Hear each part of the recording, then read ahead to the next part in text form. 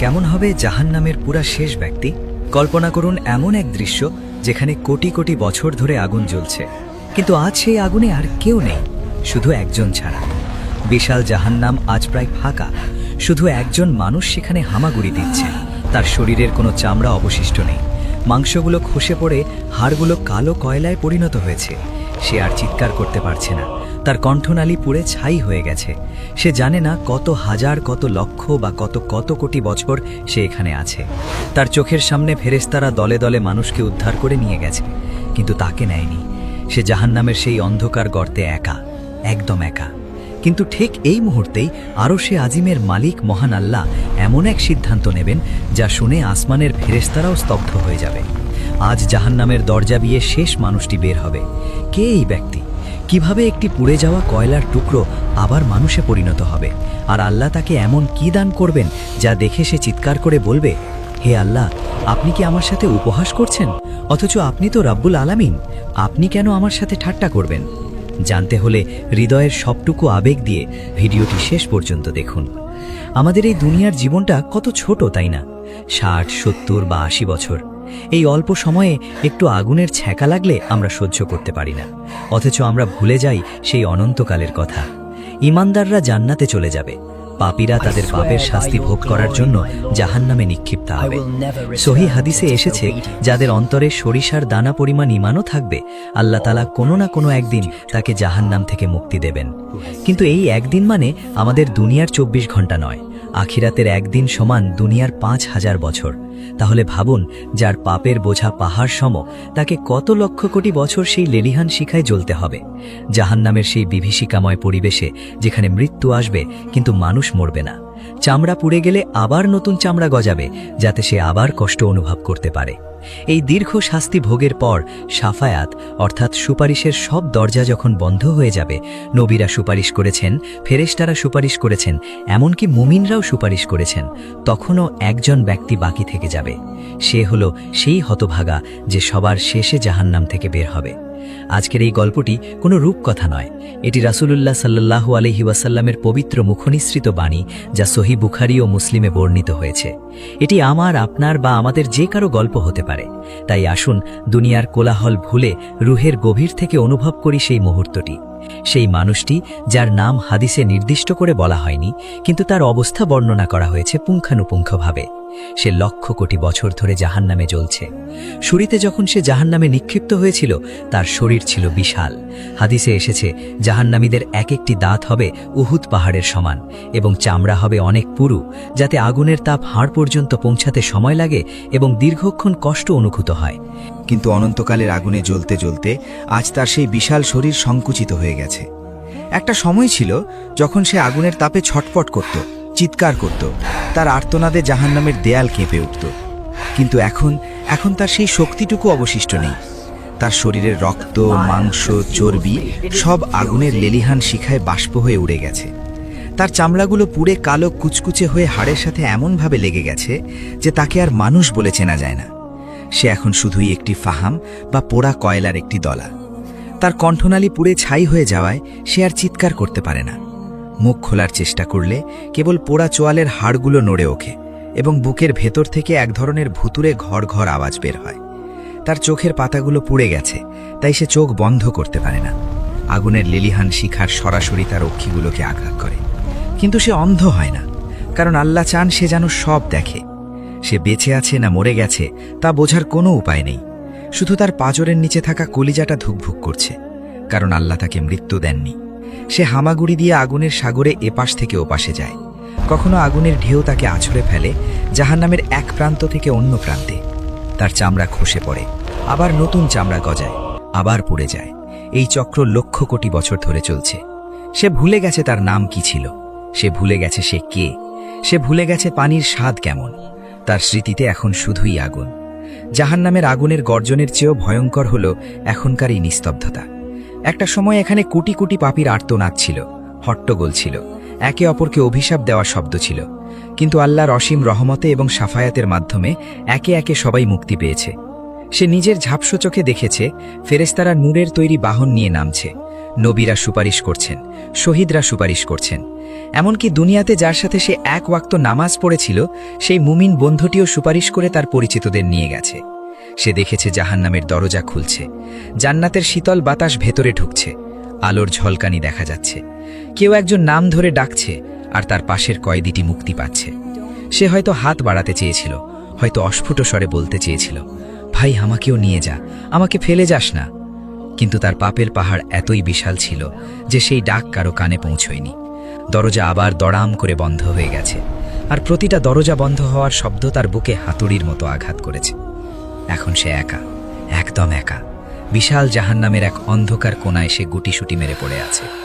তার মনে এক ভয়ঙ্কর চিন্তা আসে, যা আগুনের চেয়েও বেশি যন্ত্রণাদায়ক। তবে কি আল্লাহ আমাকে ভুলে গেছেন? সৃষ্টির শুরু থেকে শেষ পর্যন্ত আমিই কি সেই একমাত্র হতভাগা যে অনন্তকালই পোকা হয়ে পৌঁছব? মাঝে মধ্যে সে জাহান্নামের প্রধান প্রহরী ফেরেশতা মালিকের দিকে তাকায়, কিন্তু মালিক আলাইহিসসালাম পাথরের মতো মুখ করে দাঁড়িয়ে থাকেন। তার চোখে কোনো দয়া নেই, কোনো সহমর্মিতা নেই। এই একাকিত্ব তাকে ভেতর থেকে ডুমুরে মুছড়ে শেষ করে দেয়। সে তখন বিড়বিড় করে বলে, হে রব, আমাকে মৃত্যু দিন। এই একাকিত্ব আমি আর সইতে পারছি না, আমাকে নিশ্চিহ্ন করে দিন। কিন্তু মৃত্যু সেখানে হারাম। যখন তার আশা সম্পূর্ণরূপে শেষ, যখন সে ধরেই নিয়েছে এই আগুনই তার চিরস্থায়ী ঠিকানা, ঠিক তখনই আর সে আজিম থেকে মহান রবের হুকুম এলো। আল্লাহ ফেরেশতাদের কোনো আদেশ দিলেন না, নবীদের পাঠালেন না, আল্লাহ নিজেই সিদ্ধান্ত নিলেন। তিনি বললেন, ফেরেশতারা সুপারিশ করেছে, নবীরা সুপারিশ করেছে, মুমিনরা সুপারিশ করেছে, আর কেউ বাকি নেই। এখন শুধু বাকি আছি আমি, যিনি আরহামুর রাহিমিন, অর্থাৎ সবচেয়ে দয়ালু। আমার দয়া আমার রাগের ওপর বিজয় লাভ করেছে। জাহান্নামের সেই ভারী মরিচা ধরা লোহার দরজাগুলো ক্যাচ ক্যাচ শব্দে খুলতে শুরু করলো। লক্ষ কোটি বছর পর প্রথমবারের মতো জাহান্নামের ভেতরের বাইরের মৃদু আলো প্রবেশ করলো। গায়েবী আওয়াজ এলো, বের হয়ে যা। সে বিশ্বাস করতে পারছিল না। সে ভাবল এটা হয়তো কোনো নতুন শাস্তির কৌশল, হয়তো দরজা দিয়ে আরো ভয়ঙ্কর কোনো আগুন ঢুকবে। কিন্তু যখন দেখল দরজা খোলা এবং বাইরে অন্ধকার নয় বরং আলো, সে নড়ে চড়ে উঠল। সে উঠে দৌড়াতে চাইল, কিন্তু হায়, দৌড়াবে কি করে? তার পায়ের রগগুলো তো কবেই পুড়ে ছিঁড়ে গেছে। তার মেরুদণ্ড বাঁকা হয়ে ভনুকের মতো হয়ে গেছে। তার গায়ে এক রত্তি মাংস নেই যা তাকে শক্তি যোগাবে। সে তখন বুকের উপর ভর দিয়ে সাপের মতো এঁকে বেঁকে দরজার দিকে এগোতে লাগলো। প্রতিটা ইঞ্চিতে তার মনে হচ্ছিল হাজার বছরের ক্লান্তি। সে একবার আগায়, আবার মুখ থুবড়ে পারে। তার মনে ভয়, দরজা যদি আবার বন্ধ হয়ে যায়, আমি যদি পৌঁছাতে না পারি। সে প্রাণপণে কনুই দিয়ে মাটি আঁকড়ে ধরে এগোতে লাগলো। সে যখন দরজার চৌকাঠ পার হচ্ছে, তখনও জাহান্নামের আগুন যেন তার শিকার হাতছাড়া করতে চাইছিল না। আগুনের এক বিশাল লেলিহান শিখা শেষবারের মতো তার পোড়া শরীরে ছোবল মারল, যেন আগুন তাকে বলছে, তুই কোথায় যাস? তুই তো আমার। সে কোনো মতে নিজেকে হিচড়ে আছড়ে পোছড়ে বাইরে বের করে আনলো এবং সাথে সাথে পাথরে মাটিতে মুখ থুবড়ে পড়ল। সে কাঁপতে কাঁপতে উঠে বসল।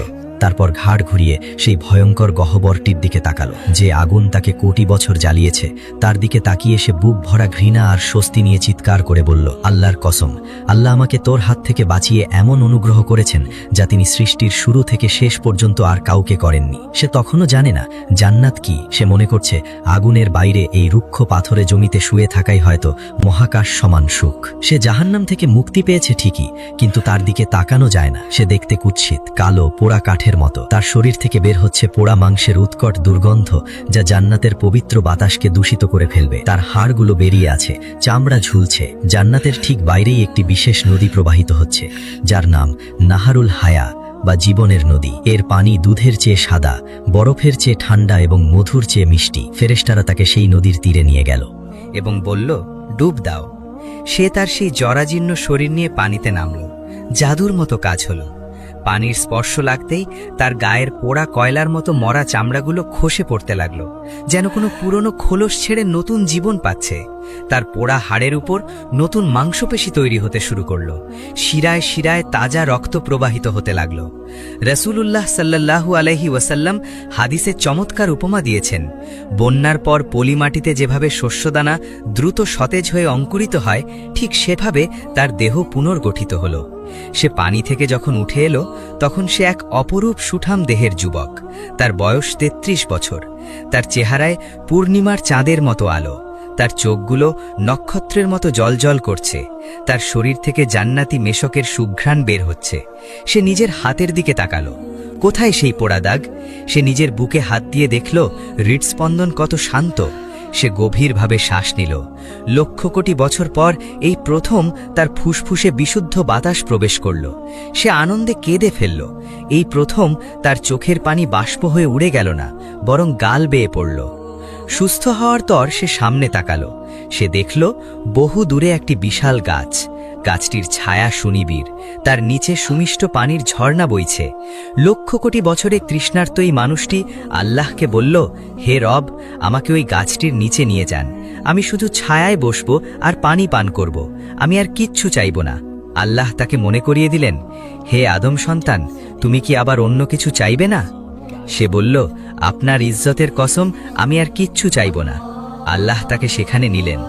গাছের ছায়ায় বসে সে জীবনের প্রথম প্রশান্তি অনুভব করল। ঝর্ণার পানি পান করার পর তার মনে হলো, এর চেয়ে বড় সুখ আর কিছু হতে পারে না। কিন্তু মানুষের ফিতরাত বা স্বভাব বদলায় না। কিছুক্ষণ পর তার নজরে পড়ল দূরে আরও বিশাল ও সুন্দর একটি গাছ।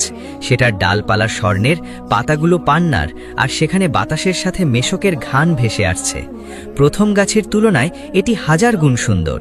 সে নিজের লোভ সামলাতে পারল না। সে আবার মিনতি করল। আল্লাহ বললেন, হে আদম সন্তান, তুমি না ওয়াদা করেছিলে? ধিক তোমাকে, তুমি কত বড় ওয়াদা খেলাফকারী।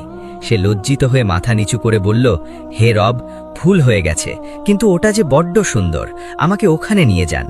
এটাই শেষ, আর চাইব না। আল্লাহ তাকে সেখানেও দিলেন, কারণ আল্লাহ জানতেন সে যা সহ্য করে এসেছে এরপর তার ধৈর্য ধরার ক্ষমতা নেই। কিন্তু ঘটনার এখানেই শেষ নয়। কিছুক্ষণ পর জান্নাতের মূল ফটকের কাছে তৃতীয় একটি গাছ দেখা গেল। সেখান থেকে ভেসে আসছিল জান্নাতীদের হাসির আওয়াজ, নূপুরের রিনিঝিনি শব্দ এবং কুরআনের সুমধুর তেলাওয়াত। জান্নাতের সুবাতাস তার নাকে এসে লাগল। সে বুঝতে পারল আসল সুখ ওই দেয়ালের ওপাশে। সে জান্নাতীদের সুখের আওয়াজ শুনে আর নিজেকে ধরে রাখতে পারল না। সে এবার চিৎকার করে কেঁদে দিল, হে রব, আমাকে জান্নাতের দরজার কাছে নিয়ে যান। আমি ভেতরে ঢুকব না, শুধু দরজায় দাঁড়িয়ে একটু দেখব। আমি যা চাই তাই করার ক্ষমতা রাখি। প্রবেশ করো, তোমার রব প্রসন্ন হয়েছেন। অতঃপর সে তার প্রাসাদে প্রবেশ করবে। সে দেখবে হাজার হাজার সেবক তার অপেক্ষায় দাঁড়িয়ে আছে। তার প্রাসাদের ইঁটগুলো স্বর্ণ ও রৌপ্যের। সে তার বিশাল সাম্রাজ্যের দিকে তাকিয়ে ভুলে যাবে তার লক্ষ কোটি বছরের কষ্টের কথা। সে বলবে, প্রশংসা সেই আল্লাহ যিনি আমাকে দুঃখ কষ্ট থেকে মুক্তি দিয়েছেন। এটাই হলো আল্লাহর অসীম দয়া। এটাই হলো শেষ জাহান্নামের মহা উপহার। প্রিয় দর্শক, একবার ভাবুন তো, যে ব্যক্তি সবার শেষে জান্নাতে যাবে তার রাজত্ব যদি 10টি দুনিয়ার সমান হয়, তাহলে যারা কোনো হিসাব ছাড়া শুরুতে জান্নাতে যাবে তাদের পুরস্কার কেমন হবে? যারা আল্লাহর ভয়ে যৌবনকালে ইবাদত করেছে তাদের মর্যাদা কোথায় গিয়ে ঠেকবে? আমরা কেউ সেই শেষ ব্যক্তি হতে চাই না যাকে কোটি বছর আগুনে জ্বলতে হবে।